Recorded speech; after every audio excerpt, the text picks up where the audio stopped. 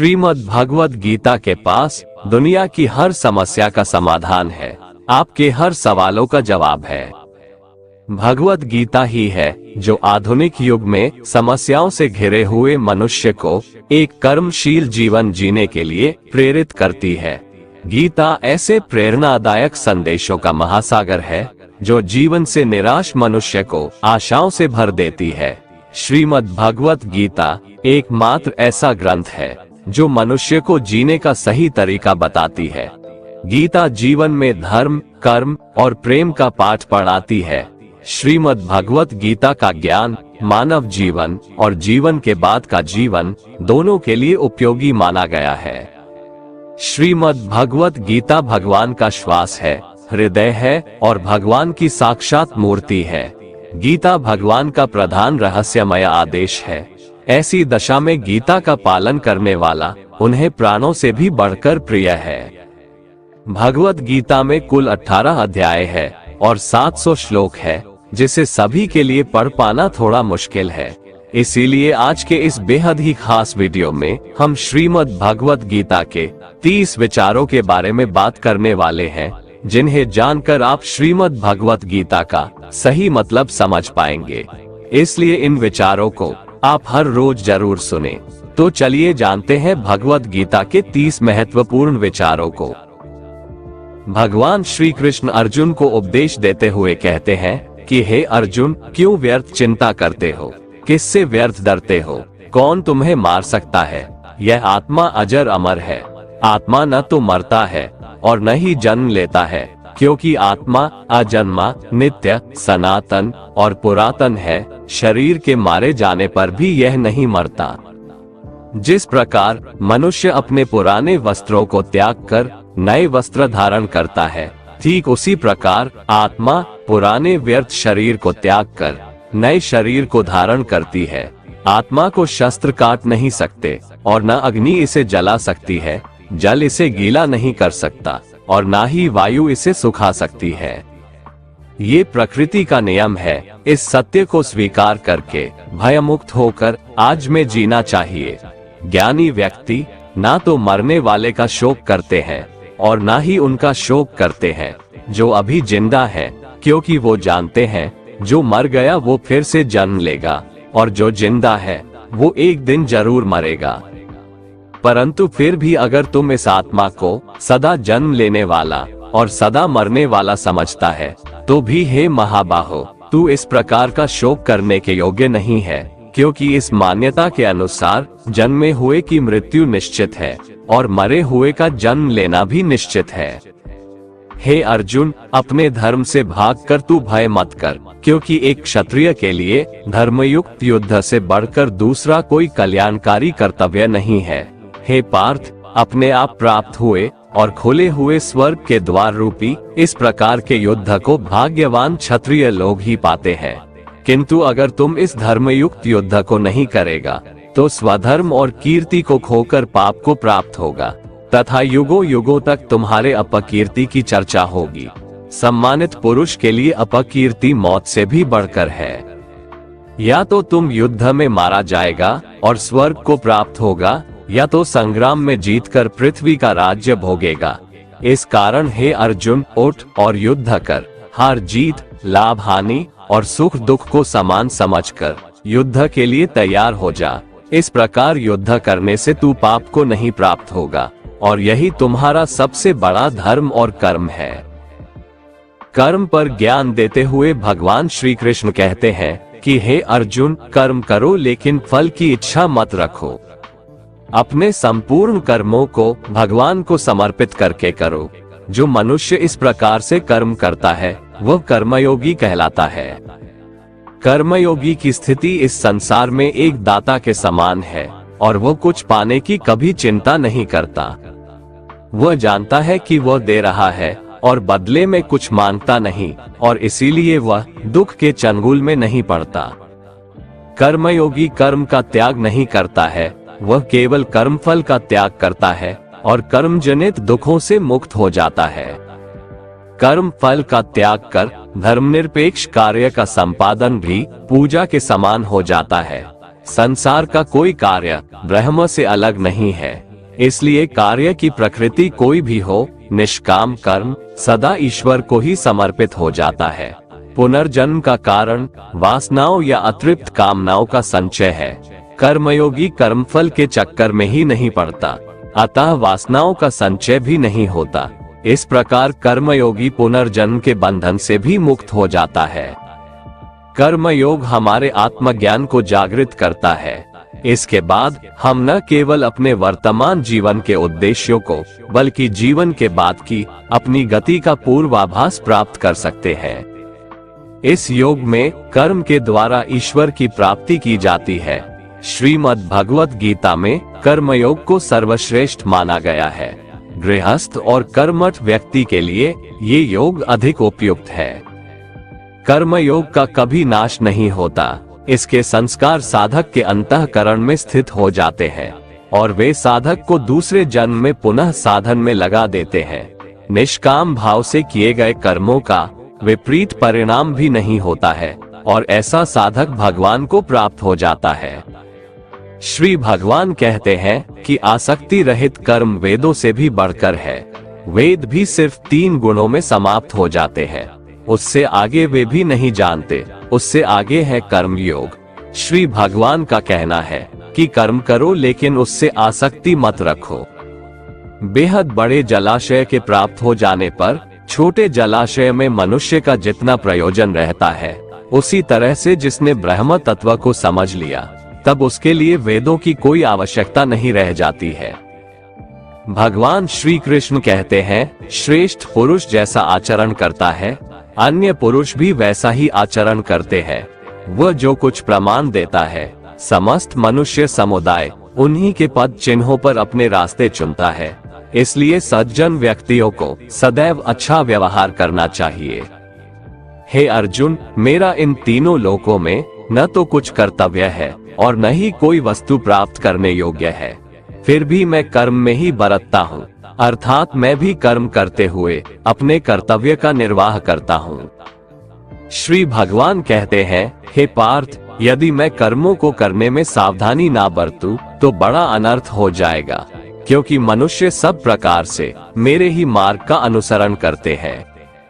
इसलिए यदि मैं कर्म न करूं तो ये सब मनुष्य नष्ट भ्रष्ट हो जाएंगे और मैं संकर्ता का करने वाला हो जाऊंगा तथा इस समस्त प्रजा को नष्ट करने वाला बन जाऊंगा। हे भारत, जिनमें समझ नहीं होती वो कर्म में आसक्त होकर कर्म करते हैं। आसक्ति रहित विद्वान को भी चाहिए कि वह भी लोगों को सही दिशा दिखाने के लिए उसी प्रकार कर्म करे। जो ज्ञानी है, जिन्हें ईश्वर की सच्चाई मालूम हो चुकी है, उनकी ये जिम्मेदारी बन चुकी है कि उनके काम करने के तरीके से कहीं किसी और के मन में काम करने के प्रति अश्रद्धा या अपमान ना पैदा हो जाए। इसलिए उन ज्ञानी जनों के लिए ये जरूरी है कि वो ऐसा उदाहरण सामने रखें जिससे हर कोई अपना कर्म, अपना कर्तव्य करने के लिए प्रेरित हो।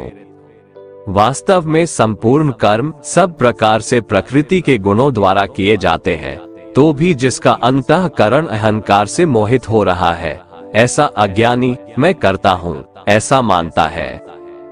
तामसिक गुण वाले व्यक्ति आलस्य या नींद इसी प्रकार के कर्म करते हैं। राजसिक गुण वाले बात बात पर शौर्य या बहादुरी दिखाने का काम करते हैं, लेकिन ज्ञानी मनुष्य जानते हैं उसके गुण ही उससे कर्म करवा रहे हैं, और जो ज्ञानी नहीं होते वो समझते हैं कि सब कुछ वही कर रहे हैं। कर्म में लगे हुए ज्ञानियों को ये जानना चाहिए कि गुण ही उनसे कर्म करवाते हैं, वो खुद कुछ भी नहीं करते। और जो ज्ञानी इस बात को समझ ले तो ये उनकी जिम्मेदारी होती है कि वो अज्ञानियों को समझाए कि कर्म ही उनका धर्म है। श्री कृष्ण अर्जुन से कहते हैं कि तुम मुझ अंतर्यामी परमात्मा में अपने सारे कर्मों को अर्पण कर दे। जो कोई मनुष्य दोष दृष्टि से रहित और श्रद्धा युक्त होकर मेरे इस मत का सदा अनुसरण करते हैं, वे भी संपूर्ण कर्मों से छूट जाते हैं। परंतु जो मनुष्य मुझ में दोषारोपण करते हुए मेरे इस मत के अनुसार नहीं चलते हैं, उन मूर्खों को तू संपूर्ण ज्ञानों में मोहित और नष्ट हुआ ही समझ। ज्ञानी मनुष्य या योगी किसे कहते हैं, इसके बारे में श्री भगवान बताते हैं कि जब मनुष्य मन में स्थित संपूर्ण कामनाओं को भली भांति त्याग देता है और आत्मा से आत्मा में ही संतुष्ट रहता है, तब वह मनुष्य ज्ञानी या योगी कहलाता है।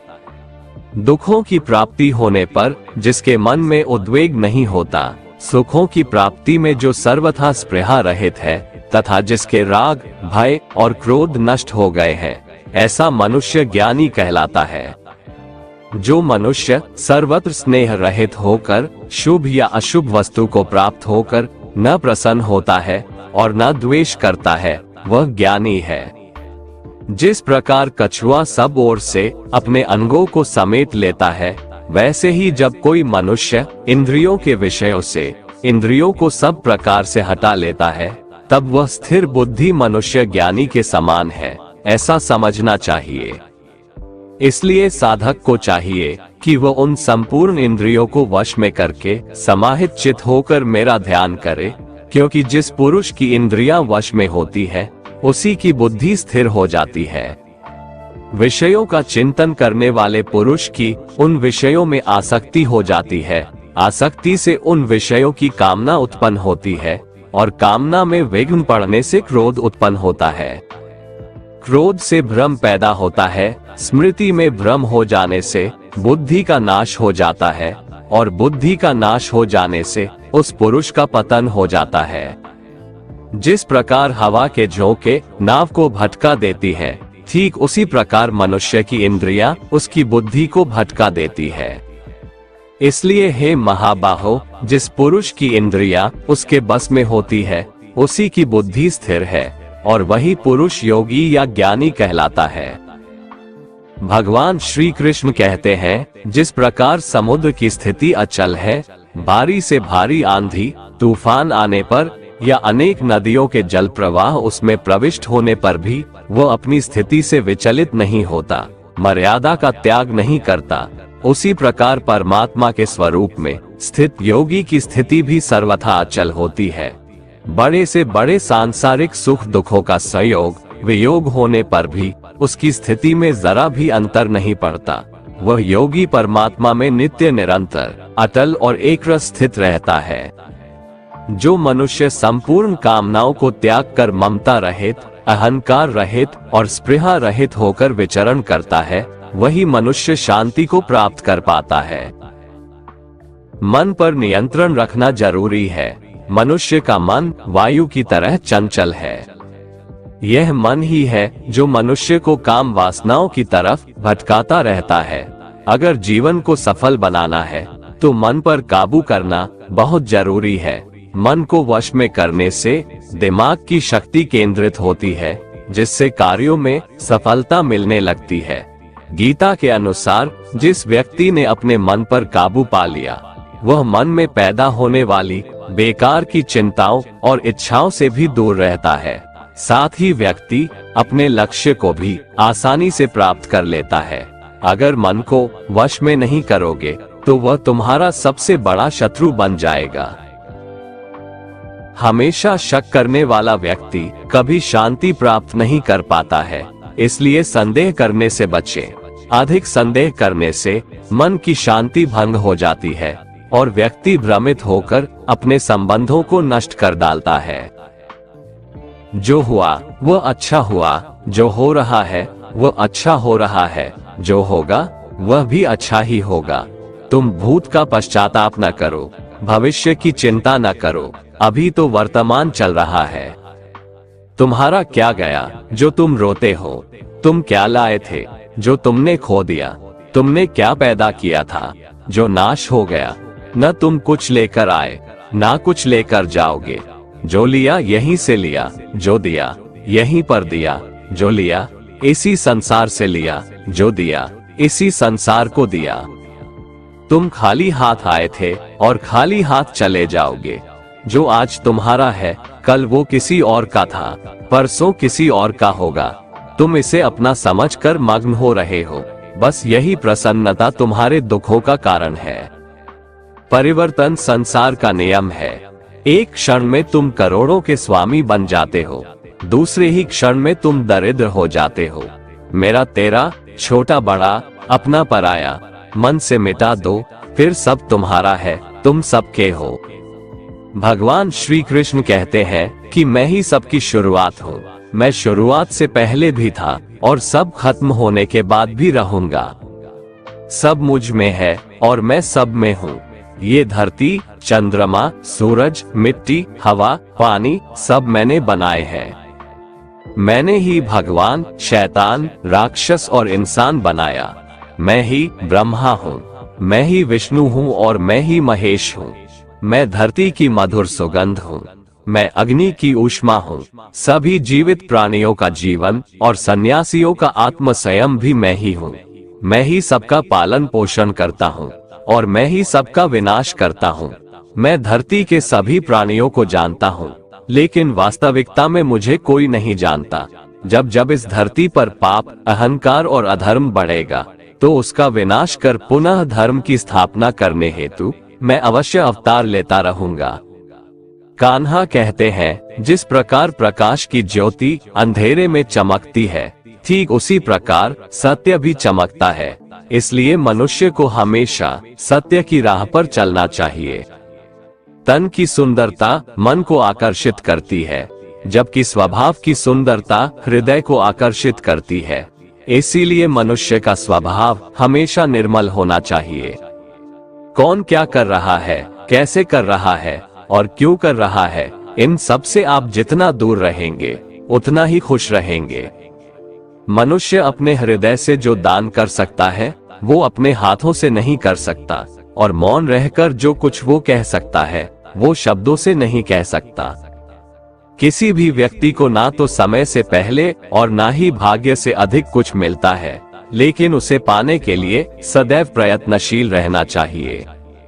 भगवान श्री कृष्ण कहते हैं, जिस मनुष्य के अंदर ज्ञान की कमी और ईश्वर में श्रद्धा नहीं होती, वो मनुष्य जीवन में कभी भी आनंद और सफलता को प्राप्त नहीं कर पाता।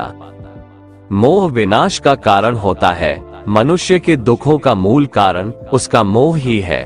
वो जितना अधिक मोह करेगा उतना ही अधिक कष्ट भी भोगेगा। ज्यादा खुश होने पर और ज्यादा दुखी होने पर निर्णय नहीं लेना चाहिए, क्योंकि ये दोनों परिस्थितियां आपको सही निर्णय नहीं लेने देती हैं। जो व्यक्ति आध्यात्मिक जागरूकता के शिखर तक पहुंच चुके हैं, उनका मार्ग है निस्वार्थ कर्म, और जो भगवान के साथ संयोजित हो चुके हैं, उनका मार्ग है स्थिरता और शांति। मानव कल्याण ही भगवत गीता का प्रमुख उद्देश्य है। इसलिए मनुष्य को अपने कर्तव्यों का पालन करते समय मानव कल्याण को प्राथमिकता देना चाहिए। हे अर्जुन, वह जो वास्तविकता में मेरे उत्कृष्ट जन्म और गतिविधियों को समझता है, वो शरीर त्यागने के बाद पुनः जन्म नहीं लेता और मेरे परम धाम को प्राप्त होता है। वो व्यक्ति जो सभी इच्छाएं त्याग देता है और मैं और मेरा की लालसा और भावनाओं से मुक्त हो जाता है, उसे अपार शांति की प्राप्ति होती है। संयम, सदाचार, स्नेह एवं सेवा, ये गुण सत्संग के बिना नहीं आते। ईश्वर से किए गए प्रार्थना से इंसान की परिस्थिति या तकदीर बदले या ना बदले, पर उस प्रार्थना से इंसान के चरित्र में जरूर बदलाव आता है। भगवान श्री कृष्ण कहते हैं, हे अर्जुन, जो भक्त मुझे जिस प्रकार भजते हैं, मैं भी उनको उसी प्रकार भजता हूँ, क्योंकि सभी मनुष्य सब प्रकार से मेरे ही मार्ग का अनुसरण करते हैं। इस मनुष्य लोक में कर्मों के फल को चाहने वाले लोग देवताओं का पूजन किया करते हैं, क्योंकि उनको कर्मों से उत्पन्न होने वाली सिद्धि शीघ्र मिल जाती है। ब्राह्मण, क्षत्रिय, वैश्य और शूद्र, इन 4 वर्णों का समूह गुण और कर्मों के अनुसार मेरे द्वारा रचा गया है। इस प्रकार उस सृष्टि रचनादि कर्म का कर्ता होने पर भी मुझ अविनाशी परमेश्वर को तू वास्तव में अकर्ता ही जान। जिसने अपने मन और इंद्रियों को जीत लिया है और जिसने समस्त भोगों की सामग्री का परित्याग कर दिया है, ऐसा आशा रहित पुरुष केवल शरीर संबंधी कर्म करता हुआ भी पापों को नहीं प्राप्त होता है। जिसको बिना मांगे जो मिले उसी में संतुष्ट रहता है, जो न किसी से ईर्ष्या करता है और ना द्वेष, जो सुख दुख को एक समान भाव से देखता है, ऐसा मनुष्य कर्म योगी कहलाता है। जिसकी आसक्ति सर्वथा नष्ट हो गई है, जो अपने देह पर अभिमान नहीं करता और जो ममता से रहित हो गया है, जिसका चित्त निरंतर परमात्मा के ज्ञान में स्थित रहता है, वैसा कर्मयोगी अपना कर्म यज्ञ की तरह करता है और मोक्ष को प्राप्त होता है। जो अपना सब कुछ परमात्मा को अर्पित कर देता है, जिसके लिए परमात्मा ही सब कुछ है, जो अपने हर कर्म में परमात्मा को देखता है और हर कर्म परमात्मा के लिए करता है, वैसा कर्मयोगी मोक्ष का अधिकारी होता है। कान्हा कहते हैं, अपनी इंद्रियों को वश में करने का सबसे बड़ा तरीका है ज्ञान। ज्ञान से ही योगी लोग अपने मन को नियंत्रण में करते हैं। जब भी कोई बुरा विचार आता है तो उनका ज्ञान ही उसे बताता है कि उनका लक्ष्य ये नहीं है। भगवान श्री कृष्ण कहते हैं, यदि कोई मनुष्य सब पापियों से भी अधिक पाप करने वाला है तो भी वह ज्ञान रूपी नाव द्वारा परमात्मा की भक्ति करके पाप रूपी समुद्र से तर जाता है। क्योंकि जिस प्रकार प्रज्वलित अग्नि ईंधनों को भस्ममय कर देता है, वैसे ही ज्ञान रूप अग्नि संपूर्ण कर्मों को भस्ममय कर देता है और मनुष्य परमात्मा को प्राप्त हो जाता है। जिसने अपनी इंद्रियों को जीत लिया है, वह मनुष्य ज्ञान को प्राप्त होता है और भगवान की प्राप्ति कर परम शांति को प्राप्त हो जाता है। विवेकहीन और श्रद्धा रहित और संशय युक्त मनुष्य इस ज्ञान को कभी प्राप्त नहीं कर पाता है।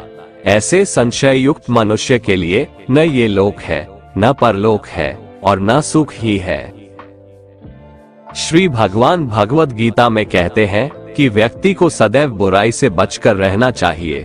अगर कोई बुरा कर्म करता है तो वह कर्म उसको अपने जीवन में भोगना ही पड़ता है।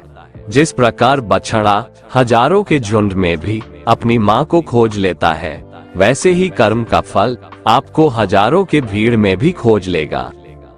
माधव कहते हैं, किसी जीव को कष्ट देकर आप मुझे खुश नहीं देख सकते हो।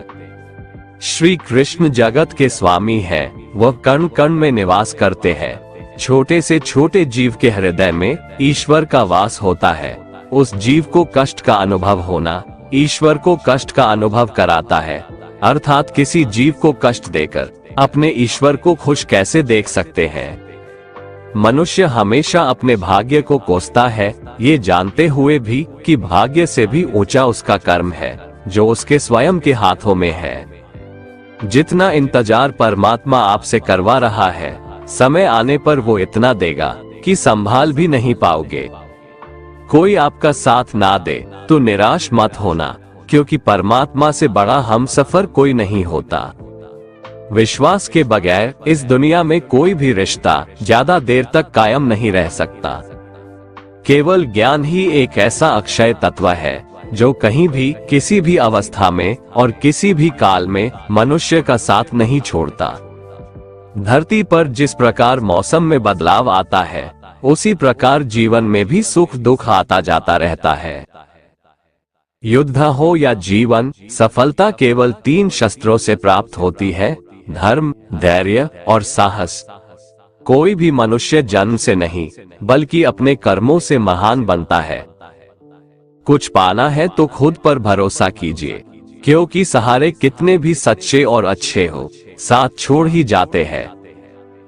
मित्र गरीब है या अमीर मायने नहीं रखता, बल्कि वो आपके बुरे समय में आपका साथ कितना देता है, यह मायने रखता है। धर्म चाहे जो भी हो, अच्छे इंसान बनो, हिसाब हमारे कर्म का होगा, धर्म का नहीं। प्रकृति के 3 गुण, सत्व गुण, रज गुण और तम गुण से उत्पन्न होने वाले भाव, उन सबको तू मुझसे उत्पन्न होने वाला समझ, परंतु प्रकृति के गुण मेरे अधीन रहते हैं, मैं उनके अधीन नहीं हूँ। प्रकृति के इन तीनों गुणों से उत्पन्न भावों द्वारा संसार के सभी जीव मोहग्रस्त रहते हैं। इस कारण वे मुझ परम अविनाशी को नहीं जान पाते हैं। हे अर्जुन, इन तीनों दिव्य गुणों से युक्त मेरी माया को पार कर पाना असंभव है, परंतु जो मनुष्य मेरे शरणागत हो जाते हैं, वो मेरी इस माया को आसानी से पार कर जाते हैं। मनुष्यों में अधर्मी और दुष्ट स्वभाव वाले मूर्ख लोग मेरी शरण ग्रहण नहीं करते हैं। ऐसे नास्तिक स्वभाव धारण करने वालों का ज्ञान मेरी माया द्वारा हर लिया जाता है। बुद्धिहीन मनुष्य मुझ अप्रकट परमात्मा को मनुष्य की तरह जन्म लेने वाला समझते हैं, इसलिए वह मेरे सर्वश्रेष्ठ अविनाशी स्वरूप के परम प्रभाव को नहीं समझ पाते हैं। मैं सभी के लिए प्रकट नहीं हूँ, क्योंकि मैं अपनी योग माया द्वारा आच्छादित रहता हूँ। इसलिए यह मूर्ख मनुष्य मुझ अविनाशी परमात्मा को नहीं समझ पाते हैं। जो मनुष्य जीवन के अंत समय में मेरा ही स्मरण करता हुआ शारीरिक बंधन से मुक्त होता है, वह मेरे ही भाव को अर्थात मुझको ही प्राप्त होता है, इसमें कुछ भी संदेह नहीं है। हे कुंती पुत्र, मनुष्य अंत समय में जिस जिस भाव का स्मरण करता हुआ शरीर का त्याग करता है, वह उसी भाव को ही प्राप्त होता है जिस भाव का जीवन में निरंतर स्मरण किया है।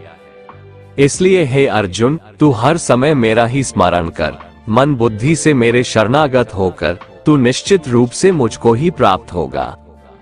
हे पृथा पुत्र, जो मनुष्य बिना विचलित हुए अपनी चेतना अर्थात आत्मा से योग में स्थित होने का अभ्यास करता है, वह निरंतर चिंतन करता हुआ उस दिव्य परमात्मा को ही प्राप्त होता है।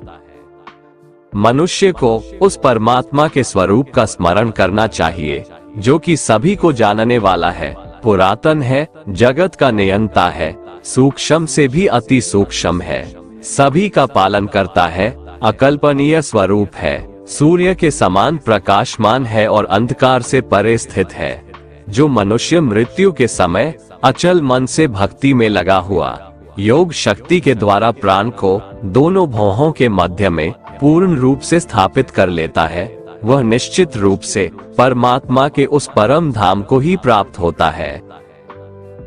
हे पृथा पुत्र अर्जुन, जो मनुष्य मेरे अतिरिक्त अन्य किसी का मन से चिंतन नहीं करता है और सदैव नियमित रूप से मेरा ही स्मरण करता है, उस नियमित रूप से मेरी भक्ति में स्थित भक्त के लिए मैं सरलता से प्राप्त हो जाता हूँ। मुझे प्राप्त करके उस मनुष्य का इस दुख रूपी अस्तित्व रहित क्षणभंगुर संसार में पुनर्जन्म कभी नहीं होता है, बल्कि वह महात्मा परम सिद्धि को प्राप्त करके मेरे परम धाम को प्राप्त होता है। हे अर्जुन, इस ब्रह्मांड में निम्न लोक से ब्रह्म लोक तक के सभी लोकों में सभी जीव जन्म मृत्यु को प्राप्त होते रहते हैं, किंतु हे कुंती पुत्र अर्जुन, मुझे प्राप्त करके मनुष्य का पुनर्जन्म कभी नहीं होता है।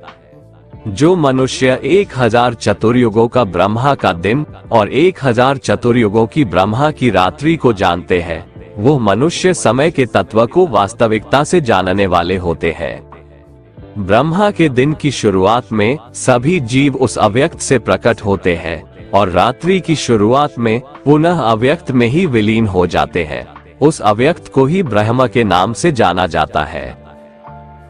हे पृथा पुत्र, वही यह समस्त जीवों का समूह बार बार उत्पन्न और विलीन होता रहता है। ब्रह्मा की रात्रि के आने पर विलीन हो जाता है और दिन के आने पर अपने आप प्रकट हो जाता है, लेकिन उस अव्यक्त ब्रह्म के अतिरिक्त शाश्वत परम अव्यक्त पर ब्रह्म है। वह पर ब्रह्म सभी जीवों के नाश होने पर भी कभी नष्ट नहीं होता है, जिसे वेदों में अव्यक्त अविनाशी के नाम से कहा गया है। उसी को परम गति कहा जाता है, जिसको प्राप्त करके मनुष्य कभी वापस नहीं आता है, वही मेरा परम धाम है। हे कुंती पुत्र, कल्प के अंत में सभी प्राणी मेरी प्रकृति में प्रवेश करके विलीन हो जाते हैं और अगले कल्प के आरंभ में उनको अपनी इच्छा शक्ति से मैं फिर उत्पन्न करता हूँ। 84 लाख योनियों में सभी प्राणी अपनी इच्छा शक्ति के कारण बार बार मेरी इच्छा शक्ति से विलीन और उत्पन्न होते रहते हैं। ये सभी पूर्ण रूप से खुद ही मेरी इच्छा शक्ति के अधीन होते हैं, अर्थात मेरी प्रकृति के अधीन होते हैं। हे धनंजय, ये सभी कर्म मुझे बांध नहीं पाते हैं, क्योंकि मैं उन कार्यों में बिना किसी फल की इच्छा से उदासीन भाव में स्थित रहता हूँ। हे कुंती पुत्र, मेरी अधीनता में मेरी अपराध शक्ति सभी चर तथा अचर जीव उत्पन्न और विनिष्ट करती रहती है। इसी कारण से यह संसार परिवर्तनशील है। मूर्ख मनुष्य मुझे अपने ही समान जन्म मृत्यु को प्राप्त होने वाला समझते हैं, इसलिए वह सभी मनुष्य जीवात्माओं का परम ईश्वर वाले मेरे स्वभाव को नहीं समझ पाते हैं। ऐसे मनुष्य कभी न पूर्ण होने वाली आशा में, कभी न पूर्ण होने वाले कर्मों में और कभी न प्राप्त होने वाले ज्ञान में मोहग्रस्त होकर मेरी मोहने वाली भौतिक प्रकृति की ओर आकृष्ट होकर निश्चित रूप से राक्षसी प्रवृत्ति और आसुरी स्वभाव धारण किए रहते हैं। हे पृथा पुत्र, मोह से मुक्त हुए महापुरुष दैवीय स्वभाव को धारण करके मेरी शरण ग्रहण करते हैं और मुझको सभी जीवात्माओं का उद्गम जानकर अनन्य भाव से मुझ अविनाशी का स्मरण करते हैं।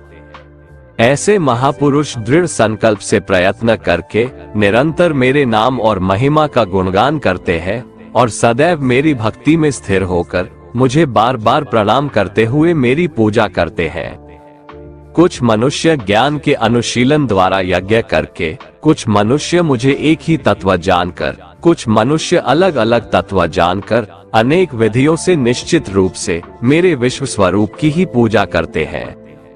हे अर्जुन, मैं ही वैदिक कर्मकांड को करने वाला हूँ, मैं ही यज्ञ हूँ, मैं ही पितरों को दिए जाने वाला तर्पण हूँ, मैं ही जड़ी बूटी रूप में औषधि हूँ, मैं ही मंत्र हूँ, मैं ही घृत हूँ, मैं ही अग्नि हूँ और मैं ही हवन में दी जाने वाली आहुति हूँ। इस संपूर्ण ब्रह्मांड का मैं ही पालन करने वाला पिता हूँ, मैं ही उत्पन्न करने वाली माता हूँ, मैं ही मूल स्रोत दाता हूँ, मैं ही इसे धारण करने वाला हूँ, मैं ही पवित्र करने वाला ओंकार शब्द से जानने योग्य हूँ, मैं ही ऋग्वेद, सामवेद और यजुर्वेद हूँ। मैं ही सभी प्राप्त होने वाला परम लक्ष्य हूँ, मैं ही सभी का भरण पोषण करने वाला हूँ, मैं ही सभी का स्वामी हूँ, मैं ही सभी के अच्छे बुरे कर्मों को देखने वाला हूँ, मैं ही सभी का परम धाम हूँ, मैं ही सभी की शरण स्थली हूँ, मैं ही सभी से प्रेम करने वाला घनिष्ठ मित्र हूँ, मैं ही सृष्टि को उत्पन्न करने वाला हूँ, मैं ही सृष्टि का संहार करने वाला हूँ, मैं ही सभी का स्थिर आधार हूँ, मैं ही सभी को आश्रय देने वाला हूँ और मैं ही सभी का अविनाशी कारण हूँ। हे अर्जुन, मैं ही सूर्य रूप में तपकर जल को भाप रूप में रोककर बारिश रूप में उत्पन्न होता हूँ, मैं ही निश्चित रूप से अमर तत्व हूँ, मैं ही मृत तत्व हूँ, मैं ही सत्य रूप में तत्व हूँ और मैं ही असत्य रूप में पदार्थ हूँ। जो मनुष्य तीनों वेदों के अनुसार यज्ञों के द्वारा मेरी पूजा करके सभी पापों से पवित्र होकर स्वर्ग लोकों की प्राप्ति के लिए प्रार्थना करते हैं, वह मनुष्य अपने पुण्यों के फल स्वरूप इंद्र लोक में जन्म को प्राप्त होकर स्वर्ग में देवी देवताओं वाले सुखों को भोगते हैं। वह जीवात्मा उस विशाल स्वर्ग लोक के सुखों का भोग करके पुण्य फलों के समाप्त होने पर इस मृत्यु लोक में पुनः जन्म को प्राप्त होते हैं। इस प्रकार तीनों वेदों के सिद्धांतों का पालन करके सांसारिक सुख की कामना वाले मनुष्य बार बार जन्म और मृत्यु को प्राप्त होते रहते हैं। जो मनुष्य एकमात्र मुझे लक्ष्य मानकर अनन्य भाव से मेरा ही स्मरण करते हुए कर्तव्य कर्म द्वारा पूजा करते हैं, जो सदैव निरंतर मेरी भक्ति में लीन रहता है, उस मनुष्य की सभी आवश्यकताएं और सुरक्षा की जिम्मेदारी मैं स्वयं निभाता हूँ। मेरे ऐश्वर्य के प्रभाव को न तो कोई देवतागण जानते हैं और न ही कोई महान ऋषिगण ही जानते हैं, क्योंकि मैं ही सभी प्रकार से देवताओं और महर्षियों को उत्पन्न करने वाला हूँ। जो मनुष्य मुझे जन्म मृत्यु रहित, आदि अंत रहित और सभी लोकों का महान ईश्वरीय रूप को जान जाता है, वह मृत्यु को प्राप्त होने वाला मनुष्य मोह से मुक्त होकर सभी पापों से मुक्त हो जाता है। दोस्तों, अगर आपको हमारा ये वीडियो पसंद आया तो कमेंट में जय श्री राधे कृष्ण लिखें और ऐसे ही प्रेरणादायक वीडियो देखने के लिए हमारे चैनल को सब्सक्राइब कर लें। जय श्री राधे कृष्ण।